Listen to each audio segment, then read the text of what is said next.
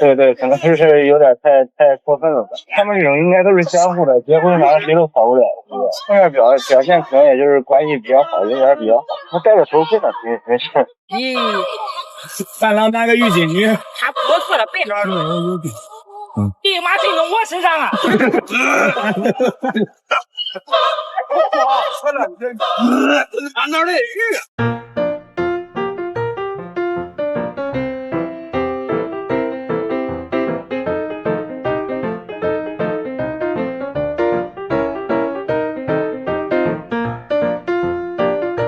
我没有被绑过电线杆，而且山西99.99%的女生在结婚的时候也不会被绑电线杆。 I have never been tied to a telephone pole, and I know that in the vast majority of areas in Shaanxi, most girls don't go through such things on their wedding day. However, the incident in Yangchuan, where the groom and bride were both tied to a telephone pole on their wedding day, really disgusted me. No matter how close you are, no matter how long you've known each other, the act of tying a girl to a telephone pole is simply a form of prank, not some kind of traditional humor. If you're truly a friend of the girl, someone who cares about her, how could you possibly want to see her humiliated in this way on the most important day of her life? Did she really agree to this? If she did, then she must be regretting it now, because she probably never realized how humiliating it would be to be put in such an awkward situation. Her feet were off the ground, and her clothes were being torn apart by tape, nearly unable to cover her at all. When I watched the video, seeing the girl desperately pulling at her clothes while loudly crying out, my clothes, I could feel her shame and embarrassment so strongly that even through the screen, I could sense her distress and humiliation. Girls, wake up. Don't let yourself become someone who's overly compassionate, thinking, oh, I agreed because I wanted to keep the peace. This is absolutely wrong. You're just deceiving yourself. When they make such requests, your feelings don't matter anymore. What they're really thinking about is how to get you to agree, without caring how embarrassed you'll feel. For those of you who aren't married yet, listen carefully, don't be too easygoing. Set your boundaries clearly, and let them know that if they cross that line, you won't back down. That is the kind of mindset you need. Tolerance doesn't mean you have to compromise yourself to please others. 我们台州最大的陋习，没想到都21世纪了，这种事情还屡屡上演。We have a deeply rooted bad tradition in Taizhou, and it's hard to believe that in the 21st century, this kind of thing still happens repeatedly. As the old saying goes, take the essence and discard the dross. However, what's puzzling is why these bad customs have been preserved intact, even becoming more serious over time. The bad custom I'm talking about here is climbing the ash, which refers to the practice of wedding guests causing trouble on someone else's wedding day. A few days ago, I went to a female friend's wedding. As soon as I walked in, I was shocked to see a large banner that read, wishing my friend and her father-in-law a happy marriage. I was completely stunned, never expecting to see such a thing at a modern wedding. But things didn't end there. During the banquet, a group of people kept making a fuss and demanded that the bride drink a cup of wine with her father-in-law, sharing the same cup. Of course, this didn't actually happen, but at that point I could clearly sense that the groom was not very happy about it. Yet, this group of people didn't give up. Instead, they continued causing trouble, bringing out another banner that read, wishing the bride and groom success in climbing the ash. By the end of the banquet, I could feel that the groom's family was really upset. They never once came over to greet those causing trouble with the wedding. We should respect and inherit good local customs, as they are part of our culture and reflect our traditions. However, when these customs turn into bad practices, we should be brave enough to stand up against them and abolish them. There's a term called secular evils stop, which means we should put a stop to outdated and inappropriate customs in a timely manner. We should never let jokes go too far, as no one finds these things amusing or humorous. We must firmly resist vulgar wedding pranks and strive to be people with normal values. 名为闹洞房，实为耍流氓。 On the surface, it's called a wedding prank, but in reality, it's just hooliganism. On November 19th, an extremely bad wedding prank incident occurred in Linyi, Shandong, and the video spread across the internet, shocking everyone. In the video, the bride and groom are surrounded by a group of people, stacked like a human pyramid, with people pressing them underneath. The bride is even sprayed with foam all over her head. The bride attempts to resist, but she is quickly grabbed by the crowd, and eventually, Her head is forcibly pressed down as she is made to bow. Everything in the video completely loses the basic respect and etiquette one should expect at a wedding. As someone from Shandong, I am extremely angry and ashamed. First, I want to make it clear that this cannot represent the wedding culture of Shandong people. As the land of Confucius and Mencius, Shandong has a culture of etiquette, and traditional weddings should be solemn yet lively. Here, our weddings emphasize respect and warmth, not this vulgar farce. Secondly, the actions of these people involved in the wedding prank are simply inexcusable. They are nothing but malicious hooliganism. From the scenes in the video, it's evident that these people are not the bride and groom's family or friends. They are not there to bless the wedding, but rather to cause destruction. Their actions are ruthless, showing no respect whatsoever.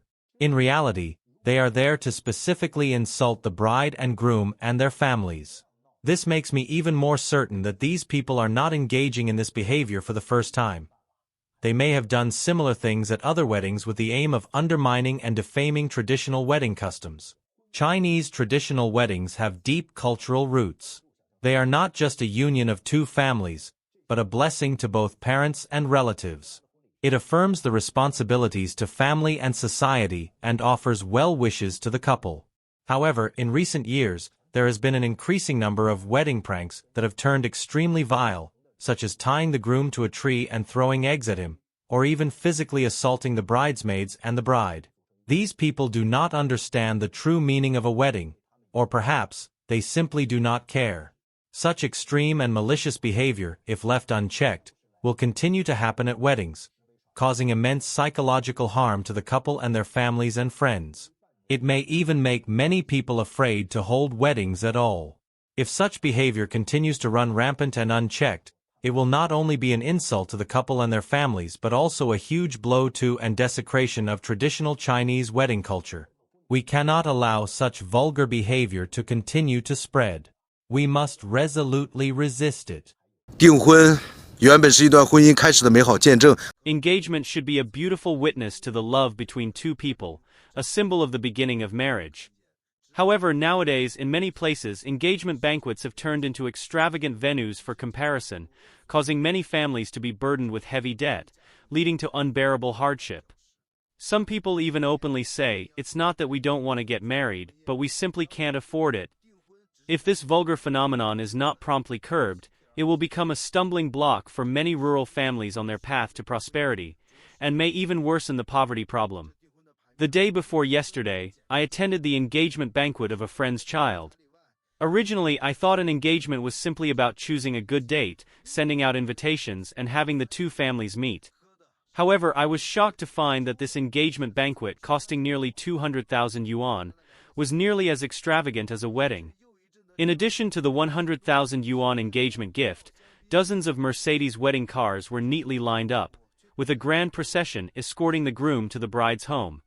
Each table of food cost about 800 yuan, with a total of over 30 tables at the banquet. The drinks were priced at over 200 yuan per bottle, and the cigarettes were 40 to 50 yuan per pack. On stage, the newlyweds were dressed in formal attire, smiling brightly, cutting the cake, pouring champagne, and exchanging rings amid rounds of applause and cheers. Meanwhile, the groom's parents silently hid among the crowd, occasionally wiping away tears from the corners of their eyes. These elderly parents, both simple farmers who rely on farming and working for a living, were clearly feeling not only the joy of their child finding a life partner, but also the unspoken bitterness and helplessness in their tears. The groom's family had already spent over 200,000 yuan before the bride even entered their home, and in the future they would also need to buy a house, a car, and pay the formal dowry and banquet costs. For a family living off farming, these amounts are astronomical. This engagement banquet, which should have been a joyous day for both families, instead became a painful witness for the parents due to such a heavy economic burden. Engagement was supposed to be a traditional custom, a symbol of the start of the relationship, but now the various extravagant engagement banquets have distorted this traditional joy. Behind this extravagance, there are elements of comparison, blind following, and business exploitation, as well as the influence of many outdated traditional concepts. For example, the daughter of someone else's family got 80,000 yuan in engagement gifts, so my daughter's engagement gift must be at least 100,000 yuan. If others have it, I not only want it but I want to do it better. This is how we show face. As for whether the groom's family will be burdened with heavy debt after the wedding, or whether the bride will live happily after marrying, these issues are often overlooked. Furthermore, with changing marriage views, dowries for second marriages are often higher than for first marriages, and many second marriages with children require even higher dowries. Married life is no longer as simple as it once was.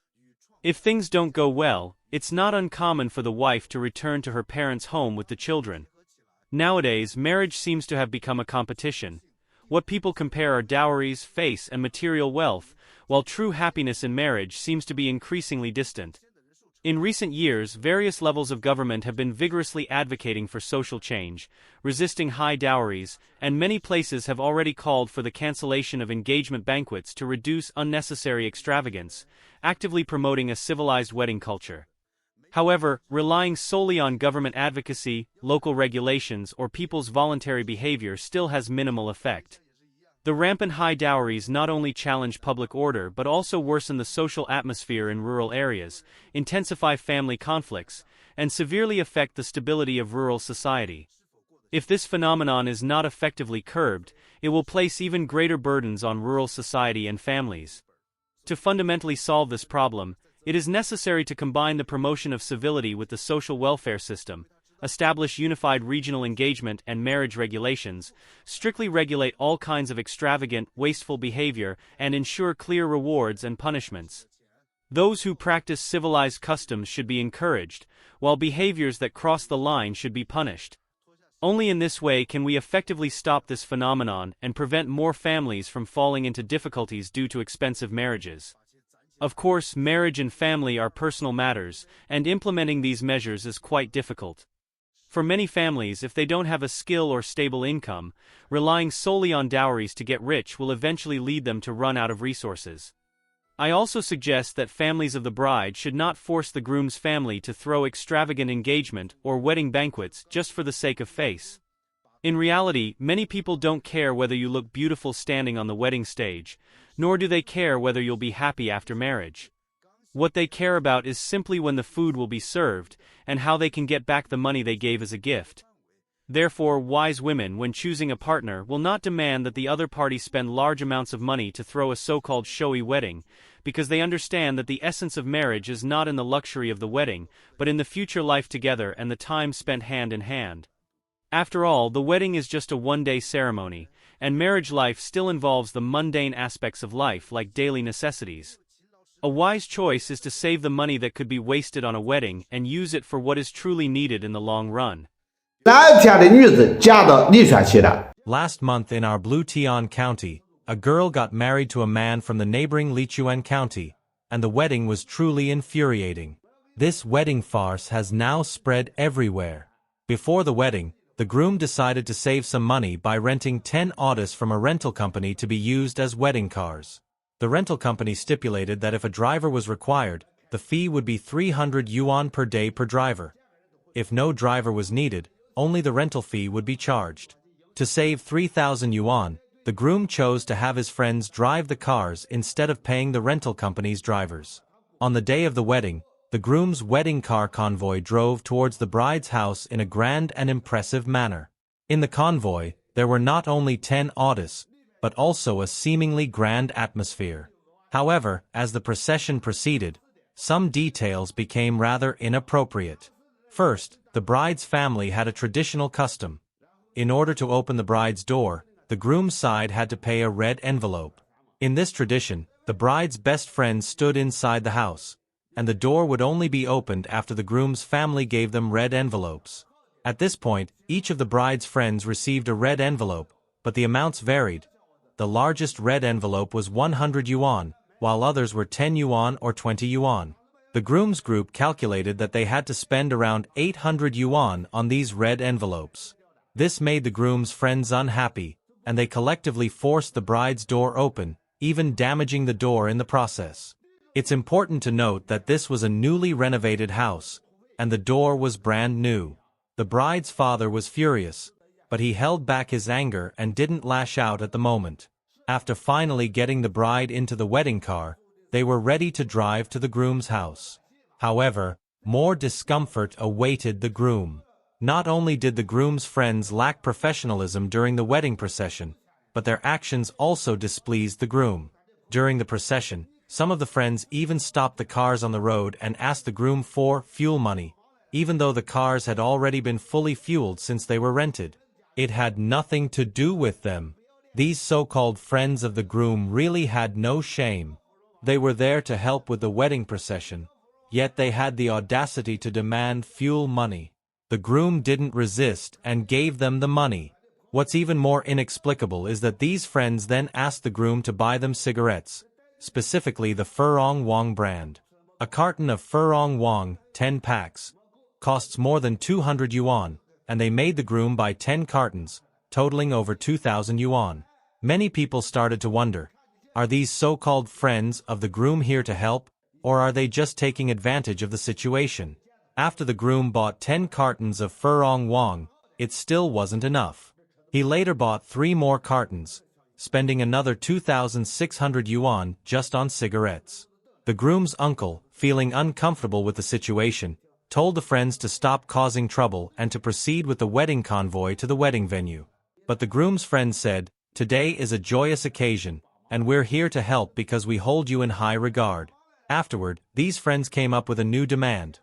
When they reached the groom's village, they insisted that the groom's family give each of them a can of Red Bull and a carton, 10 packs, of Zhonghua cigarettes. If they didn't receive these items, they threatened to stop the wedding procession and not enter the village. When the convoy reached the village entrance, the groom's uncle went to a nearby store to buy the cigarettes.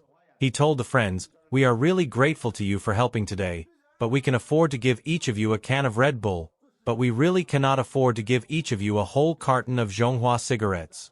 It's too expensive, and we simply cannot bear the cost. Would 1 pack per person be okay?" Eventually, the groom's friends refused to continue helping with the wedding cars, causing the procession to stall at the village entrance. Fortunately, many of the village neighbors who knew how to drive stepped in to help and drove the convoy into the village. When the wedding convoy finally reached the groom's home, another unexpected incident occurred. Elderly men and women from the village blocked the cars and started demanding cigarettes. Imagine how many people there were in the village. Each person blocking the cars asked for 2 packs of Furong Wang cigarettes. They justified it by saying, "Today is a joyous occasion, and we are doing this to make your wedding more festive. This way, everyone will be happy." I find it utterly shameless. If you want to celebrate, why don't you give a bit more red envelope money instead of demanding cigarettes? At this point, the clock was ticking towards 12 a.m., and the groom's group still couldn't enter the house because they were being blocked by these people. In the end, the groom's uncle had to buy 15 more cartons of Furong Wang cigarettes before they could finally enter. Traditionally, the groom has to pay a high bride price and wedding expenses, as well as bear the costs for the house and car. These financial pressures were already heavy on the groom's family. In an attempt to save 3,000 yuan on driver fees, the groom invited his friends to help drive the wedding cars, but this decision only added more trouble to the wedding. The groom's friends failed to show any respect or manners and made the entire situation more awkward and out of place. Moreover, the elderly villagers who blocked the cars and demanded cigarettes. What is the difference between them and bandits? In traditional Chinese weddings, it's normal to offer small gifts like candies or a single cigarette to relatives and friends to celebrate, so that everyone feels happy. However, these people were demanding multiple packs, even a whole carton of cigarettes each. How shameless! Why don't you contribute more in the form of a red envelope instead of extorting cigarettes? I really want to know where this bad habit came from. Nowadays, it's already hard enough for young people to get married. This kind of behavior really needs to be abolished, as it spoils the atmosphere of the whole village. People say, "You are who you associate with," and as for the groom, how could he have chosen such friends? What kind of friends are these? Wedding pranks are a traditional Chinese wedding custom, but as time has passed, they have gradually gained a reputation for being vulgar and uncivilized. Today, let's talk about how we should view this phenomenon. As we all know, in ancient China, marriages were often arranged by matchmakers, and the bride and groom barely knew each other before getting married. As a result, weddings were often awkward and uncomfortable. To ease the tension between the newlyweds and bring some joy to the occasion, customs such as wedding pranks and troublemaking during the bridal chamber came into being. These traditions involved lighthearted and humorous interactions designed to relax the bride and groom, dissolve their awkwardness, and liven up the wedding atmosphere. However, with societal changes, the form of wedding pranks has become increasingly outrageous, even evolving into extreme and at times unlawful behavior. What once were lighthearted pranks have now turned into personal attacks and immoral acts.